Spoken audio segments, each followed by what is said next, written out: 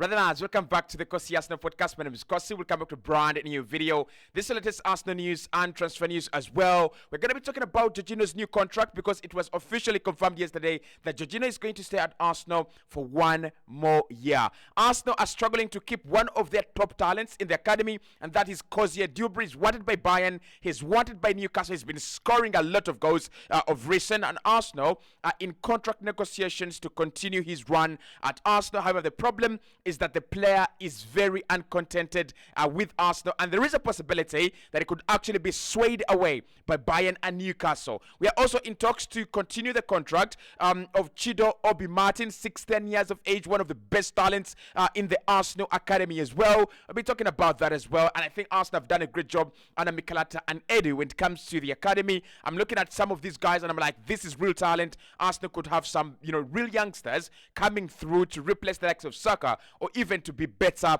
than them. Arsenal have a 3-man shortlist for a new goalkeeper, and that includes David De Gea. I want your thoughts, guys, on David De Gea. Is he the goalkeeper you would love to see, at Arsenal as a backup goalkeeper to David Raya? Obviously, Ramsey is going to Newcastle. That is, pretty much confirmed in my opinion, because you look at Newcastle, they're pushing to sign him, and Ramsey is also really pushing to get out of Arsenal. So I think he will go to Newcastle. There's no question about that. So Ram to Newcastle, David De Gea to Arsenal. I want your thoughts there in the comment box below. But obviously, the other goalkeepers include Jason Steele, at Brighton, 33 years of age. I think he's the profile is good and the age is good as well. You look at him, he's been much of a number 2 at Brighton to Van Bruggen, who's their number 1. So I think if he comes into Arsenal to be their number 2, it's kind of a step forward. A number 2 at Arsenal is a much better step than a number 2 at Brighton. But they're also interested in the goalkeeper at Ajax. I will be diving into that story as well. So hit the like button, subscribe to the channel as well, and of course Wojciech Szczesny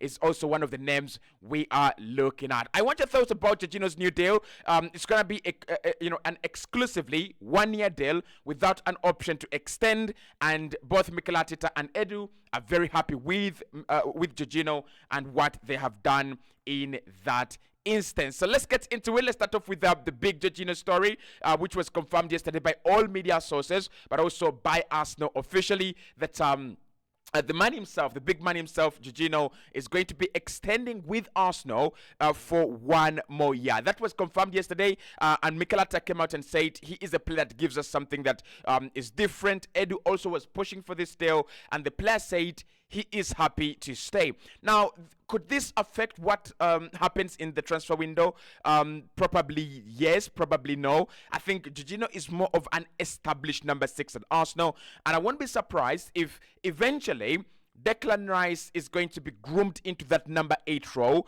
because of Jorginho and because of Thomas Partey. I won't be surprised actually if now we go big and sign Bruno Guimaraes, because signing Bruno Guimaraes with Jorginho in the team would allow you have that period of time where you still play Jorginho, but then you're looking for that right combination between Bruno Guimaraes, Declan Rice, and Martin Odegaard. It's a very smart move from Arsenal, by the way. Very smart move, this one, because one of the most important players at Arsenal this season has been Jorginho, and he's been important for 2 reasons. One, he's given us that quality and assurance, of course, of quality that Thomas Partey gives us, especially at times when he's not available. And then he's given us another very significant point, which is maturity and that pedigree.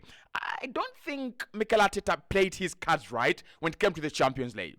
But I would have loved to have seen Partey play against Bayern, and then we go through, and then I would have loved to see Jorginho play against this Real Madrid side that is very young, of course they have Carlo Ancelotti, one of the best manager for me, in world football ever, greatest of all time. But I would have loved to see Jorginho against this young Madrid midfield of Bellingham, Chouameni, Camavinga. They're very good, but they're very young as well, right? Of course, they've got those, Toni Kroos in there and Modric. But I would love to see that, experience of Jorginho, in there.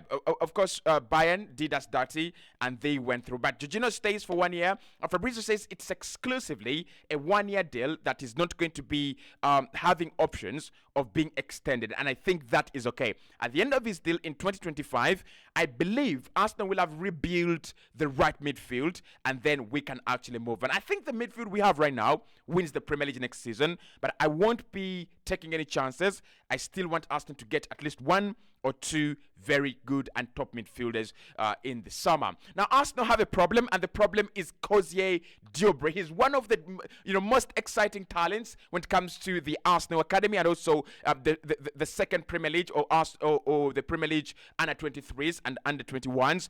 He's been absolutely electric and very, very good, scoring a lot of goals, creating a lot of chances as well. And many people have actually looked at him and said, this boy could actually be ready to make his mark on the Arsenal on the Arsenal starting 11. Now, the problem with Kier Dembele is that he is wanted by Bayern and he's also wanted by Newcastle. We know these two teams can poach players. We know these two teams can actually do you a dirty job when it comes to getting your youngsters and running away with them. But Arsenal, according to Fabrizio Romano, it is not yet over. The players not yet decided against staying at Arsenal. Talks are continuing with Kier Dembele to see that he actually stays at Arsenal. This is one that Mikel and Edu have got to work on. This is one they've got to absolutely fight for. He's a quality player. He's a quality youngster. And I think the evidence of Saka coming through the ranks and running through the ranks, and of course the likes of Gabriel Martinelli, who didn't come through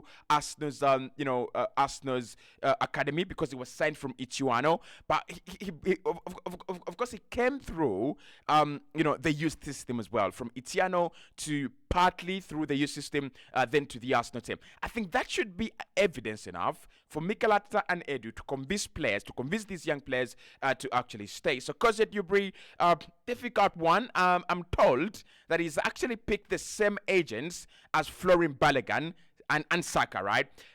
The problem with the agent of Florian Balogun is that he pushed Balogun to the wall. I think Balogun would have stood a chance to fight for his place at Arsenal, especially against a frailing Edin Nketiah. But he chose to go with he chose to go with the option of going to the Championship, and then when he came back, he said, "My player is ready to lead the line at Arsenal, and we want to be starters, not bench players." And then obviously Arsenal said, "No, that's not happening. We have a Gabriel Jesus, we have a couple of players ahead of him at the moment, and the project is still ahead of him as well." And therefore, he ended up at Monaco. So Kier Dembele, I hope he stays. Quality player, guys. Really, really, really quality player. But I don't know what's going to happen, because Bayern and Newcastle being in there for such a youngster, I think it's going to distract them. I think it's going to create a lot of problems in their mind. Now, Arsenal are also in talks with Chido Obi Martin. This is one that most of you have asked me about. He's just 16 years of age, of course, and he's not looking to leave Arsenal. By the way, he's just in he's just in talks with the club to make sure that they can give him a much better contract, a contract that actually suits him.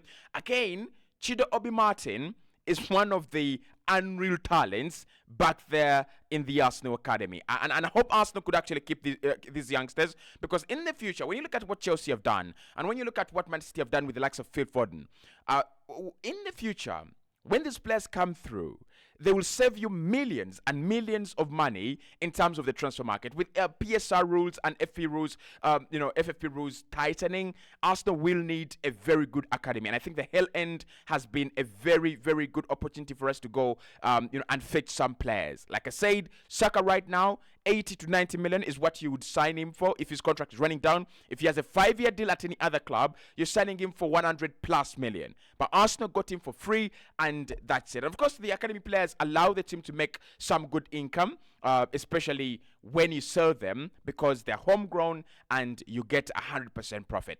But I'm not saying we sell. I'm saying let's see if these contracts are actually going to be, monitored and worked on very, very well. Now, Arsenal have a problem, which is the second time I've said Arsenal have a problem. And that problem is that Aaron Ramsdale is now nailed on to join one of our, arch rivals in Newcastle. Newcastle have been watching Aaron Ramsdale for quite some time. I talked about this deal in January, and I told you guys that he's going to go to Newcastle. I was very sure that he's going to go to Newcastle. Now, reports coming out today are saying that Newcastle are front runners, and they believe that that they're going to do this deal on Aaron Ramsdale. Obviously, their goalkeeper Nick Pope picked up an injury, but also Nick Pope is aging. He's getting older and older and older.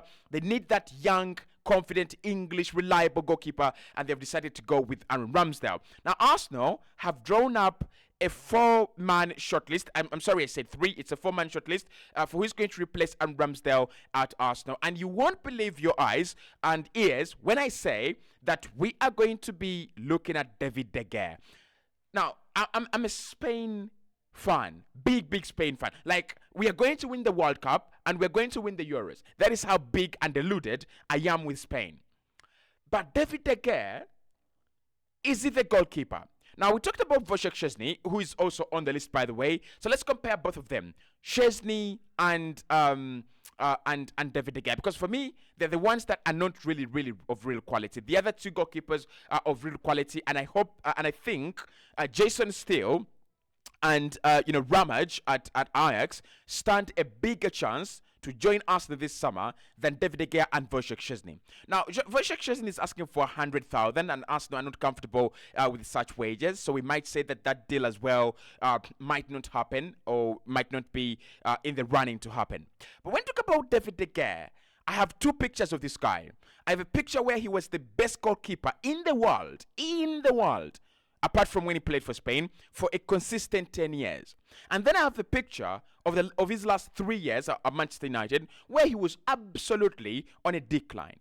Now, is he a quality goalkeeper, David De Gea? One of the best in the world we have seen. Is he one of the goalkeepers that I would consider to replace Ramsdale as a second goalkeeper at Arsenal? Absolutely. He's been out of the job for some time, so he's desperate to get his hands on some, regular guaranteed income. Would I take David De Gea to Arsenal? I'm not going to answer that on this video because I might be skinned alive. So I want your thoughts in the comment box below. Would you take David De Gea? But for Wojciech Szczesny, I've told you, I'll bring him back. I love him. I think he's one of those Polish goalkeepers that are absolutely quality. Now, the 2 other goalkeepers include Ramage, the first choice goalkeeper at Ajax, who's just 22. Obviously, multiple reports have said that he's not really fancying a move as a second choice goalkeeper. He would love to stay as a number 1 goalkeeper, either that is at Ajax or anywhere else, as long as he's number 1. And the second one, who is more realistic actually, is Jason Steele. Now, Jason Steele is the second goalkeeper at Brighton, who is kind of competing with Mark Van Bruggen. And I thought they've had a very good partnership and a very good, work-life balance, between each other. They've complemented each other very well.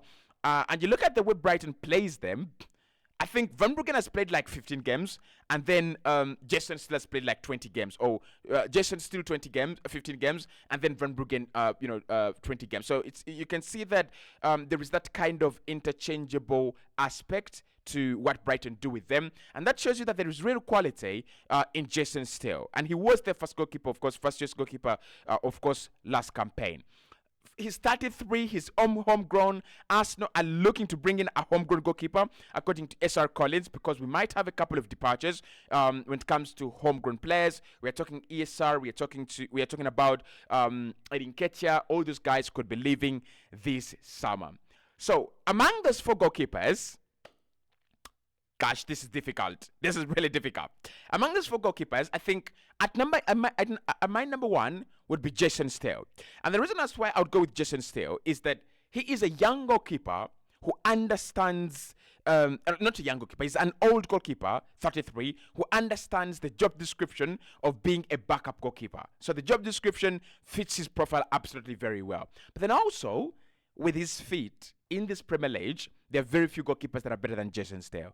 With his feet, and that's what Mikel Arteta wants, there are very few goalkeepers that are actually better than him. So Steele is my number 1. My number 2 would be Wojciech Szczesny. My number 3 would be David De Gea, and my number 4 would be the youngster, Ramage at Ajax. And the reason that's why I wouldn't go with, Ramage is you look at him, he's 22. And the problem Arsenal is having right now is a young goalkeeper competing with a young goalkeeper in David Raya. So you want to bring in someone who's a little bit 33, someone who's a little bit settled, someone who's going to be your Ortega, someone who's going to be a little bit, patient and he's going to be there for 3 campaigns or 4 campaigns before asking to leave and go retire. So I want someone who's older, someone who's patient, someone who's going to wait for the Carabao Cup and maybe the Champions League when we have already qualified for the round of 16. That's the kind of goalkeeper I'm looking at. But also someone who's got enough quality to stop some shots when they're played to him. So Ramsdale to Newcastle, that's not a bad deal, but Ramsdale is a homegrown goalkeeper. He's a homegrown player. And homegrown players in the Premier League are as important as you having some money in your bank account. It's as simple as that. So if you're losing a homegrown goalkeeper, Arsenal are saying we must be getting a homegrown goalkeeper as well. So let me know what you think about the goalkeeping situation.